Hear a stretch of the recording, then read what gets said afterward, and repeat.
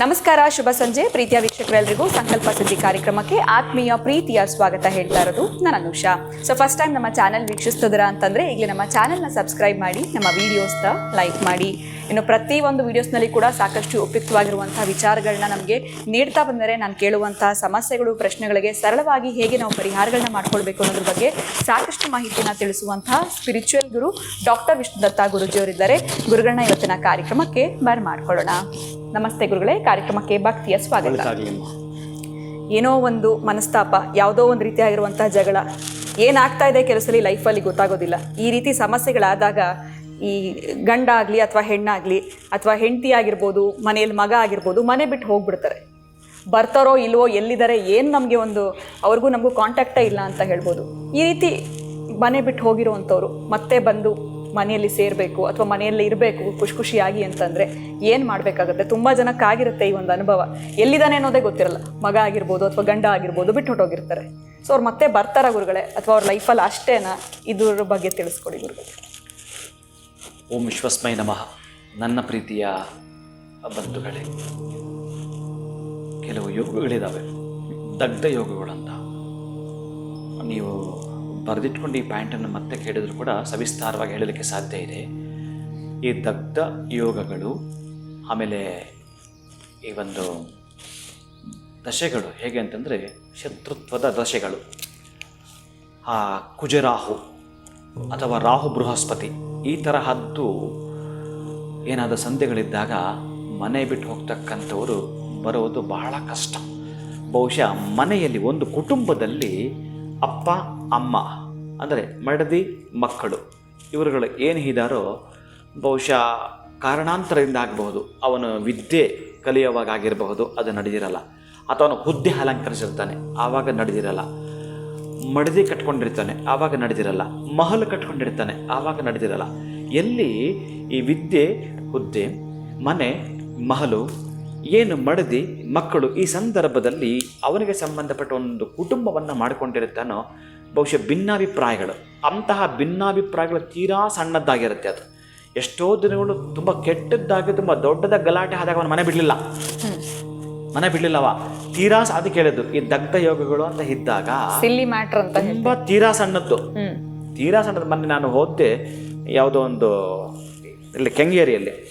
ಅಮ್ಮ ಆಗಿರೋವಳು, ಅಲ್ಲಮ್ಮ ನಾಳೆ ಎಕ್ಸಾಮ್ ಇದೆ ಕಣೆ, ಇನ್ನೂ ಮೊಬೈಲ್ ಒಳಗಡೆ ಕೂತಿದ್ಯಲ್ಲ, ನಿನಗೇನು ಅನಿಸಲ್ವಾ? ಏನು ಅನಿಸಲ್ವ ನಿನಗೆ? ನಾನು ಎಕ್ಸಾಮ್ ಇದೆ ಓದ್ಕೋಬೇಕು ಅಂತ ಅಷ್ಟು ಕಾಮನ್ ಸೆನ್ಸ್ ಇಲ್ಲ ನಿನಗೆ?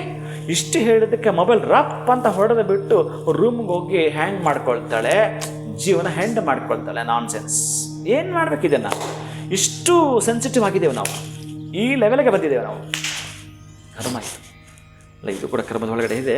ಅಂದರೆ ನಾವು ಇಲ್ಲಿ ಸರಿ ಇಲ್ಲ, ಅಂದರೆ ಸ್ವಲ್ಪ ತಾಳ್ಮೆ ಬೇಕಲ್ಲ. ನಾವೇ ಸರಿ ಇಲ್ಲ ಇಲ್ಲಿ. ನಾವು ಯಾರನ್ನೇ ಈ ಬೊಟ್ಟು ಮಾಡಿ ಅಥವಾ ಬೆಟ್ಟು ಮಾಡಿ ಅನ್ನೋ ಗೊತ್ತಿಲ್ಲ, ಹಾಗೆ ಮಾಡಿ ತೋರಿಸ್ಬೇಕಾದ್ರೆ ನೀವೇ ಸರಿಯಾದ ಸಂಸ್ಕಾರವನ್ನು ಕೊಟ್ಟಿಲ್ಲ. ಅವರ ಪುಸ್ತಕ ಜೊತೆ ಮಾತಾಡಬೇಕು. ಆಮೇಲೆ ಹಾಗೇ ನೀವು ಬೈದರೂ ಕೂಡ ಕೆಲವೊಂದಿನ ಕೂಲ್ ಮಾಡಿ ಅಭ್ಯಾಸ ಆಗಿರಬೇಕು. ಈ ಥರದ್ದು ಏನೂ ಇರಲ್ಲ, ಹಾಗೆ ಮಾಡಿ ಅಭ್ಯಾಸ ಆಗಬೇಕು. ಅವರ 10 ದಿನದ ನೆನಪು ಬಂದು ಮಾಡ್ಕೊಳ್ಳೋ ಸಾಧ್ಯತೆ ಇರುತ್ತೆ. ಇದನ್ನು ಪಕ್ಕಕ್ಕೆ ಬಿಡ್ತೀನಿ, ನೀವು ಕೇಳಿದ ಪ್ರಶ್ನೆಗೆ ಹೋಗ್ತೀನಿ. ಎಂತ ತಾಯಿ ಈ ಒಂದು ಕಲಹಗಳಾಗಿ ಹೋಗಿದ್ದಾಗ, ದಗ್ಧ ಯೋಗಗಳು ಅಂತಿದ್ದಾಗ ಏನು ಅಂತಂದರೆ ಆಶ್ಚರ್ಯ ಆಗುತ್ತೆ ಇವರಿಗೆ. ಆಶ್ಚರ್ಯ ಅಂತಂದರೆ ಪರಮಾಶ್ಚರ್ಯ. ಬೇಕಾದ್ರೆ ಚೆಕ್ ಮಾಡಬೇಕು. ಇವರು 1 ತಿಂಗಳಾಗಿದೆ ಮನೆ ಬಿಟ್ಟು, ಬಹುಶಃ ಗಂಡ ಹೆಂಡತಿ ಜಗಳ ಹಾಡಿಕೊಂಡು 1 ತಿಂಗಳಾಗಿದೆ ಈಕೆ ಹೋಗಿ, ಅಥವಾ ಈತ ಎಲ್ಲೋ ಹೊರಟಿದ್ದಾನೆ, ಬರಲಿಲ್ಲ, ಎಲ್ಲೋ ಇದ್ದಾರೆ, ನೋಡೋಣ ಅಂತಿವೆಲ್ಲ ನಡೀತಿರ್ಬೋದು. ಅಥವಾ ಮಗನೇ ಮನೆ ಬಿಟ್ಟು ಹೋಗಿರ್ಬೋದು, ಮಗಳೇ ಮನೆ ಬಿಟ್ಟು ಹೋಗಿರ್ಬೋದು. ಆಶ್ಚರ್ಯವಾಗೋದು ಎಲ್ಲಿ ಅಂತಂದರೆ ಈ ಹಲ್ಲೋವಿರ ಇದೆಯಲ್ಲ, ಹಲ್ಲೋವಿರ, ಆಮೇಲೆ ಹಳ್ಳಿ ಕಡೆ ಕತ್ತಾಳಿ ಗಿಡ ಅಂತ ಕರೀತಾರೆ. ಅದಕ್ಕೆ ಬಾರ್ಡ್ರ್ ಹಾಕಿರ್ತಾರೆ, ಒಂದು ಕಾಂಪೌಂಡ್ ಹಾಕಿರ್ತಾರೆ ಅದಕ್ಕೆ. ಆ ಕತ್ತಾಳಿ ಗಿಡದ ಕೆಳಗಡೆ, ಅಲೋವಿರಾ ಕೆಳಗಡೆ ಒಂದು ಅರ್ಧ ಅಡಿ ಅಥವಾ 1 ಅಡಿ ಆಳವನ್ನು ಮಾಡಬೇಕು. ಆಳವನ್ನು ಮಾಡಿ ಯಾವುದೇ ದಿನವಾಗಿದ್ದರು ಆಶ್ಚರ್ಯ ಆಗೋದು ಇವರಿಗೆ. ಇದನ್ನು ನೋಡಿದರೆ ಇವತ್ತೇ ಮಾಡಿ ಅಥವಾ ನಾಳೆನೇ ಮಾಡಿ ಒಂದು ಹಳ್ಳ ಮಾಡಬೇಕು. ಅಲ್ಲಿ ಇವರು ತುಂಬ ಇಷ್ಟವಾಗಿ ಒಂದು ಫುಡ್ ಇರುತ್ತೆ, ತುಂಬ ಜಾಂಗೀರೋ, ಜಿಲೇಬಿನೋ, ಬಾದುಷಾನೋ ಅಥವಾ ಬೇರೆ ಇನ್ನೇನೋ ಲೆಮನ್ ರೈಸೋ ಏನೋ ಅವ್ರು ತಿನ್ನೋಂಥದ್ದು ಭಾಳ ಇಷ್ಟಪಟ್ಟು ತಿಂತಾಳಪ್ಪ ನನ್ನ ಮಗ. ಇದನ್ನು ದೋಸೆನೋ ಏನೋ ಒಟ್ಟಾರೆ ಗೊತ್ತಿಲ್ಲ, ನೋಡಿ ಪಿಜ್ಜಾನೋ ಬರ್ಗರೋ ಅದೆಲ್ಲರಿಗೂ ಇಷ್ಟ ಅಲ್ಲ ಗುರುಗಳೇ. ಹುಡುಗರಿಗೆ ಯಾವುದು ಆಗಿರುತ್ತೋ ಅದನ್ನು ಹಳ್ಳ ಮಾಡಿ ಅದ್ರ ಜೊತೆಗೆ ಹಾಕ್ಬಿಡ್ತಕ್ಕಂಥದ್ದು. ಮೊದಲು ಅವ್ರಿಗೇನು ಇಷ್ಟ ಆಯಿತು, ಮಣ್ಣು ಹಾಗೆ ಇರಬೇಕು, ಅದಕ್ಕೆ ಬೇರೆ ಎಲ್ಲ ಏನು ಮಾಡೋ ಹಾಗಿಲ್ಲ. ಹಳ್ಳವನ್ನು ಮಾಡಿದಿರಿ, ಅವ್ರಿಗೆ ಇಷ್ಟವಾಗಿರೋ ಫುಡ್ಡನ್ನು ಅದರೊಳಗಡೆ ಹಾಕಿದಿರಿ. ಇನ್ನು ಸಾಂಬಾರು ಪದಾರ್ಥಗಳು, ಬೇಳೆ ಆಗಿರತಕ್ಕಂಥದ್ದು, ಉಪ್ಪಾಗಿರಬಹುದು, ಮಿರ್ಚಿ ಪೌಡ್ರ್ ಆಗಿರ್ಬೋದು, ಇದೆಲ್ಲ ಪೌಡ್ರ್ ಅದನ್ನು ಒಳಗಡೆ ಹಾಕೋದು. ಒಂದು ಹಿಡಿಯನ್ನು ಅಕ್ಕಿ ಅದ್ರ ಮೇಲೆ ಹಾಕುವಂಥದ್ದು. ಈಗೆಲ್ಲ ಹಾಕ್ಬಿಡ್ತಕ್ಕಂತಹದ್ದು. ಜಾಸ್ತಿ ಮಣ್ಣು ಹಾಕ್ಬಾರ್ದು, ಒಂದಷ್ಟು ಮಣ್ಣನ್ನು, ಒಂದಿಷ್ಟು ಮಣ್ಣನ್ನು ಹಾಕುವಂಥದ್ದು. ಆಮೇಲೆ ಆ ಕತ್ತಾಳೆದ ಇದೆಯಲ್ಲ, ಅದರೊಂದು ಲೀಫ್ ಇದೆಯಲ್ಲ, ಎಲೆ, ಅಲೋವೆರಾದ ಒಂದು ಎಲೆ ಇದೆಯಲ್ಲ, ಅದನ್ನು ಕಟ್ ಮಾಡಿಬಿಟ್ಟು ಅದರ ರಸವನ್ನು ಅದ್ರ ಮೇಲೆ ಹಿಂಡಬೇಕು. ಇಷ್ಟೇ ಇದು ತಂತ್ರ. ಇದನ್ನು ಮಾಡಿ ಬರಲಿ, ಇವರು ಚೆಕ್ ಮಾಡಲಿ. ಬರ್ತಾರ ಗುರುಗಳೇ? ಯಾಕೆ ಬರ್ತಾರೆ ಅಂತಂದರೆ, ನಾನು ಬಹುಶಃ ಸುಮಾರು ಮಾಡಿಸಿದ್ದೇನೆ ಇದನ್ನು. ಮನೆ ಬಿಟ್ಟು ಹೋದವರಿಗೆ ಈ ತಂತ್ರ ಮಾಡಿದಾಗ ಗಂಟೆಗಳಲ್ಲಿ ಬಂದಿದ್ದಾರೆ. ಇಲ್ಲಿ ಕೂಡಿಸಿ ಮಾತಾಡ್ತೀವಿ ಅಂದ್ರೆ ದಿನಕ್ಕೊಬ್ಬರು ಬರ್ತಾರೆ. ನನ್ನ ಮಗಳು ಬಂದ, ನನ್ನ ಮಗ ಬಂದ, ಆಮೇಲೆ ಆಶ್ಚರ್ಯ ಆಯಿತು, 7 ದಿವಸ ಆಯ್ತು ಮನೆ ಬಿಟ್ಟು ಹೋಗಿ ನಮ್ಮ ಮಗ ಬರಲಿಲ್ಲ, ಹುಡುಕಾಟ ಮಾಡಿ ಗುರುಗಳ ಪೊಲೀಸ್ ಸ್ಟೇಷನ್ ಕಂಪ್ಲೇಂಟ್ ಕೊಟ್ಟಿದ್ವಿ, ಪೇಪರ್ ನ್ಯೂಸ್ ಕೊಟ್ಟಿದ್ವಿ, ಏನೂ ಇಲ್ಲ. ಇದನ್ನು ಮಾಡಿದ್ವಿ ಗುರುಗಳೇ, ನಾಳೆ ಬೆಳಿಗ್ಗೆ ಬಂದಿದ್ದಾರೆ. ಆಮೇಲೆ ಯಾರೋ ಒಬ್ಬ ಇತ್ತೀಚೆಗೆ ಕೂಡ ಅಷ್ಟೇ, ಈ ಹತ್ತಿಬೇಲೆ ಹೊಸೂರು ಹೋಗಿದ್ದವ, ಬಹಳ ಆಶ್ಚರ್ಯ ಆಗಿತ್ತು ಅವರಿಗೆ. ಸುಮಾರು ಅಂತಂದರೆ 2.5 ತಿಂಗಳು ಇದನ್ನು ಮಾಡಿದ್ದಾರೆ, ಅವರು ಬಂದಿದ್ದಾರೆ. ಅದಕ್ಕಾಗಿ ಈ ತರಹದ, ಅದಕ್ಕೆ ಈ ತಂತ್ರ ಇದೆಯಲ್ಲ, ಈ ರೆಮಿಡಿ ಮಾಡ್ಕೊಳ್ಳಿ.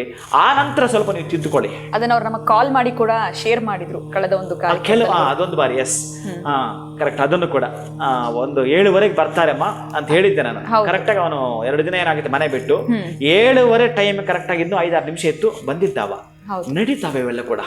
ಅದಕ್ಕೇನೆ ಆ ಪರಿಶುದ್ಧವಾದ ವಾಕ್ ಅಂತ ನಾನು ಏನು ಹೇಳ್ತೀನಿ, ಮೇಜರ್ ಆಗಿ ಈ ತಂತ್ರ ಪದ್ಧತಿ ಇದೆಯಲ್ಲ, ಬಹಳ ಪ್ರಮುಖವಾಗಿ. ಹೇಗೆ ಅಂತಂದರೆ, ಇವೆಲ್ಲ ನಾವು ಹಾಕಿದ್ದೇವಲ್ಲ, ಅವನೆಲ್ಲೋ ಇರ್ತಾನೆ ಅಥವಾ ಆಕೆ ಎಲ್ಲೋ ಇರ್ತಾಳೆ, ಅವ್ರಿಗೆ ಅಲ್ಲಿ ಫುಡ್ ಅಲರ್ಜಿ ಆಗಿಬಿಡುತ್ತೆ.